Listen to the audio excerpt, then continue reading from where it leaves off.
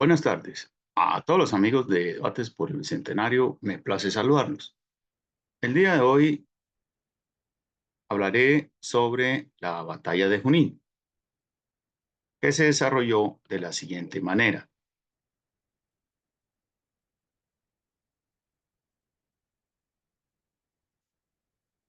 Tenemos que la batalla de Junín, desde el punto de vista historiográfico, está relatada en dos versiones que conllevaron a una victoria, la victoria del ejército patriota.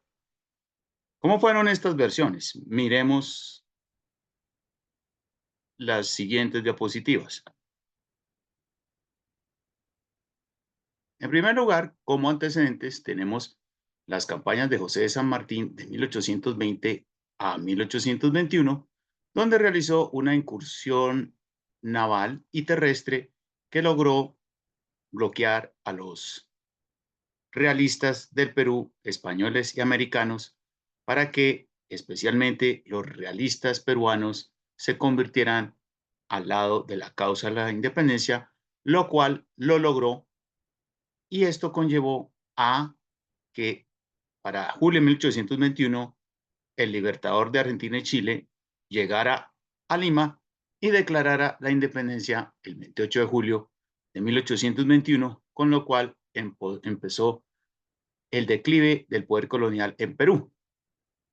Posterior a ello, se dio la famosa entrevista de Guayaquil entre los dos libertadores, Bolívar y San Martín, con lo cual se acordó la unión de los dos ejércitos para la culminación de la campaña en Perú, debido a que San Martín había enviado un ejército para apoyar la campaña de Sucre que llevó a la liberación de la audiencia de Quito, hoy en día República del Ecuador.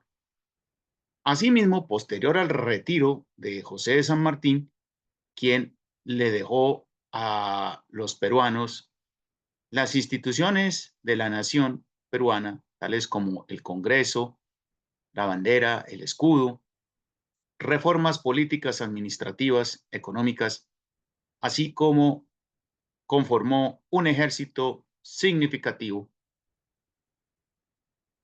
Se llevaron a cabo, por orden de la Junta Ejecutiva del Poder Ejecutivo peruano, de la instauración de la Primera República, las campañas de puertos intermedios, lo cual culminó en las derrotas de las batallas de Torata y Moquegua en el año de 1823.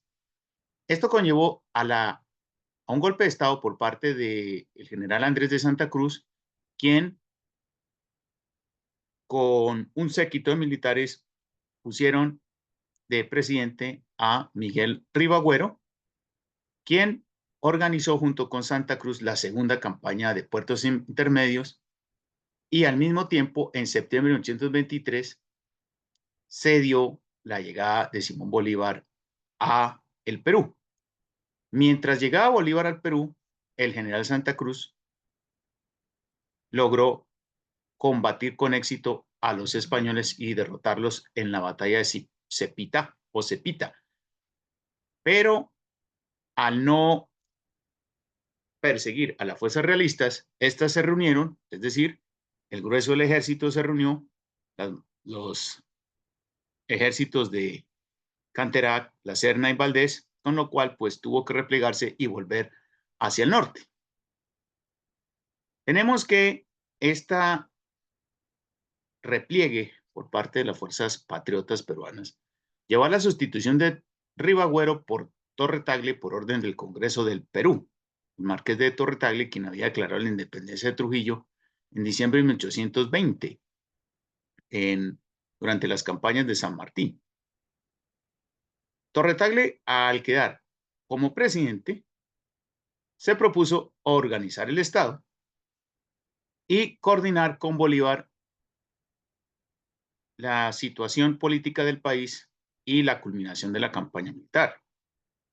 Esto llevó a que Bolívar pues fuera en persecución de Ribagüero, quien no aceptó haber sido sustituido por Terretagle y se concentró en la región norte de Trujillo. Mientras esto sucedía, Bolívar logró marchar al norte con facultades extraordinarias, lo cual llevó a un roce institucional con el marqués de Torretagle y unos oficiales entregan a Ribagüero a las órdenes de Simón Bolívar. Mientras tanto, Bolívar se concentró en la región de Pativilca, donde creó su cuartel general, pero se enfermó de gravedad, donde casi fallece, que afortunadamente pudo recuperarse, y de ahí pasó a Trujillo a crear su cuartel militar. Mientras esto sucedía, se dio la sublevación del Callao en febrero de 1824 por miembros de antiguos ejércitos que había dejado el general San Martín, lo cual no quiere decir que fueron todos, sino algunos, se sublevaron y se pasaron al bando realista, abriéndole las puertas a los españoles, junto con el marqués de Torretagle, a las fuerzas de Canterac y La Serna, quienes lograron tomar la capital. Lo que no quería decir que el Perú fuera tomada totalmente por los españoles, porque la nación peruana aún existía como tal y había un ejército peruano dispuesto a luchar para completar la libertad del Perú. Esta sublevación del Cañao llevó a que Bolívar estableciera definitivamente su cuartel de Trujillo en 1824, pero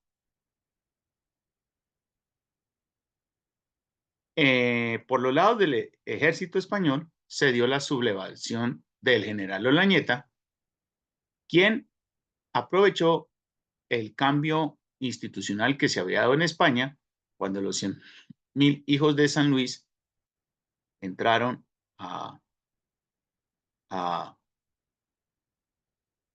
la península a restaurar el absolutismo monárquico de Fernando VII. Esto llevó a una sublevación de Olañeta contra el virrey La Serna, que era constitucionalista, pero el virrey pues aceptó los hechos y dio por terminada la Constitución de Cádiz, que se venía gobernando desde 1820 durante el trienio liberal de Rafael de Riego. Al darse la sublevación, La Serna tuvo que enviar al general Valdés a someter a Olañeta por los lados del Alto Perú. Esta movilización de tropas hacia el sur por parte de los españoles hizo que Bolívar aprovechara la coyuntura para marchar con sus tropas hacia el sur, hacia la región de Cerro de Pasco. Esto es lo que se conoce como la campaña de Junín, que se desarrolló entre los meses de mayo a agosto de 1824, donde Bolívar, con todas las tropas, va a recorrer toda la cordillera, utilizando también los antiguos elementos del ejército, oficiales, tropas del general José de San Martín. Pasamos a la siguiente diapositiva. Dentro del desarrollo de la batalla tenemos lo siguiente. Bolívar y Sucre llegaron al Cerro de Pasco el 1 de agosto de 1824. El 2 de agosto repasaron las tropas y Bolívar detectó el movimiento enemigo hacia el Cerro de Pasco. Bolívar intuyó un plan operacional para abatir a los realistas para cortarles las comunicaciones de su retaguardia. Canterac salió con sus fuerzas de caballería, donde realizó un reconocimiento sobre el terreno de Pasco, en Cerro de Pasco. Entonces, Canterac inició una contramarcha porque intuyó la maniobra de Bolívar y entonces Bolívar marchó hacia la región de los Reyes para cortarle la retirada a los españoles.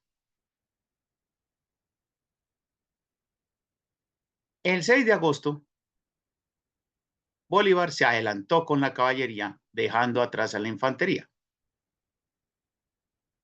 Pero esto fue divisado por el ejército de Canterac, que había sobrepasado la aldea y la laguna de los Reyes.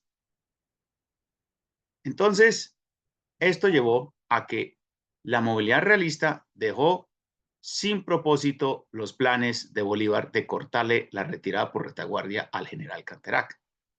Por lo tanto, Bolívar decidió atacar con la caballería sin contar con la infantería. Esto llevó a que él diera la orden de sustituir las sillas de las mulas por la de los caballos y tomaron un atajo para interceptar a la caballería realista. Ya para el 6, a las 2 de la tarde, al ver los realistas la situación de los hechos, decidieron atacar también con su caballería, la cual era muy experimentada, a la caballería patriota. Ahora miremos la versión colombiana del desarrollo en sí de la batalla de Junín. Dentro de la primera fase, tenemos que los granaderos de Colombia fueron los primeros en entrar en combate. Luego entró la división del general argentino subalterno de San Martín, Mariano Necochea, pero fue alcanzado por los realistas. Esto llevó a que Bolívar buscara refuerzos y logró dar orden al resto de la caballería para reforzar el campo de batalla. Inicialmente llegaron los húsares de Colombia bajo el mando de Laurencio Silva, quien rescató Necochea. Luego fue desplegada la caballería peruana al mando del general Miller, otro subalterno del general San Martín, y los colombianos realizaron una maniobra que habían llevado a cabo en las Queseras del Medio, en la región de Venezuela, en los llanos del Apure, el 2 de abril de 1819. Entonces, a imitación de lo que hicieron en las Queseras del Medio, los colombianos retrocedieron para llevar a los realistas a campo abierto. Una vez lograda la maniobra, los españoles cayeron en la trampa, volvieron caras los colombianos y todas las fuerzas de caballería patriota atacaron a los realistas por todos los flancos. Asimismo, la división de granaderos de los Andes, que era dirigida por el general Alejo Brix, y los húsares del Perú, comandados también por el argentino, quien también fue subalterno de San Martín, Isidoro Suárez, envolvieron a los españoles. Esto llevó también a que los llaneros colombianos también entraran con sus lanzas en acción. El ataque fue tan arrollador que los realistas huyeron del campo de batalla. Miramos acá un croquis de lo que fue la fase donde, perdón, todas las fuerzas de caballería patriotas son desplegadas y envuelven a las fuerzas realistas, lo cual se batieron en retirada gracias a la acción del despliegue y maniobra de envolvimiento que realizaron, como también se puede ver aquí, sobre las fuerzas españolas. Ahora, como bien se sabe, dentro de la historiografía que se ha estudiado la independencia, sabemos que los patriotas eran más expertos en caballería que los mismos españoles, quienes tenían como fortaleza la infantería. Ahora miremos la versión peruana. ¿Qué dice la versión peruana? Que los escuadrones colombianos recibieron la carga de los realistas, quienes eran superiores en número. El general Necochea, como bien se sabe, fue uno de los primeros en ir con su escuadrón al combate, pero fue recibido por 7 lanzazos. Bolívar, al ver lo que acontecía, dio por perdida la batalla y entonces decidió aproximarse con las fuerzas de infantería. Es probable para un repliegue o es probable para desplegar las fuerzas de infantería que apoyaran a caballería. Pero el coronel argentino Isidoro Suárez se había escondido en una quebrada. Dejó pasar a las fuerzas españolas y, al encontrarse a retaguardia del enemigo, salió del escondite y los atacó. Al atacarlos por la espalda o por retaguardia, esto conllevó a que los patriotas, que venían huyendo o andaban fugitivos, volvieran caras y arrollaron a los españoles por todos los lados. Es decir, los españoles quedaron entre dos fuegos dentro de la caballería patriota. Y ahí sí salieron al encuentro todos los escuadrones de caballería. La victoria fue contundente. Fue un combate de solo 45 minutos, donde solo se manejó el sable y la lanza, donde los realistas abandonaron el campo de batalla y Bolívar, al ver que ya caía la noche, decidió volver a enfrentarlos para una próxima ocasión. El 5 de diciembre, Bolívar tomaría Lima, al igual que el Congreso de Colombia le había retirado las facultades extraordinarias para la conducción de la guerra, lo cual fue un error que, aunque afortunadamente no se pagó con creces, debido a que Bolívar destrozó la vanguardia del virrey en las orillas del río Pampas para poder entrar a la capital de el antiguo virreinato. Esto representó el triunfo de la caballería americana, porque se destacaron los llaneros colombianos, los granaderos rioplatenses, los húsares colombianos, los guasos de Chile, los húsares del Perú, quienes se destacaron de una manera magistral. Todas estas fuerzas de combate demostraron la unidad americana y fue el preludio de la batalla de Ayacucho, en la cual no solamente participó la caballería, sino que también elementos de infantería y un poco de artillería. También fue una de las batallas estratégicas más espectaculares llevadas a cabo en la historia de la independencia de América. Y podemos concluir de manera final que fue una batalla formidable en la historia de la independencia de Perú e Hispanoamérica. Algunos historiadores dentro de la historiografía colombiana dicen que Junín es a Perú lo que fue Pantano de Vargas a la Nueva Granada. O Junín es a Chile, es a Perú, perdón, Junín es a Perú lo que fue Chacabuco en la historia de la independencia de Chile.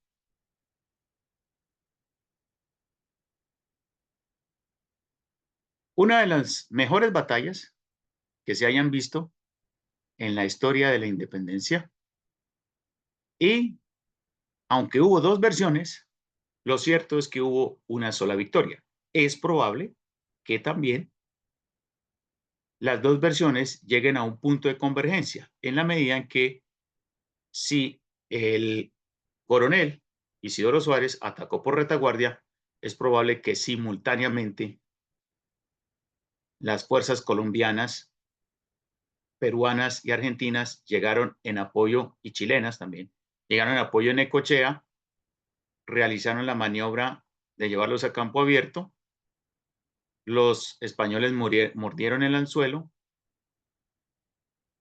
las fuerzas patriotas volvieron caras y arrollaron al ejército realista.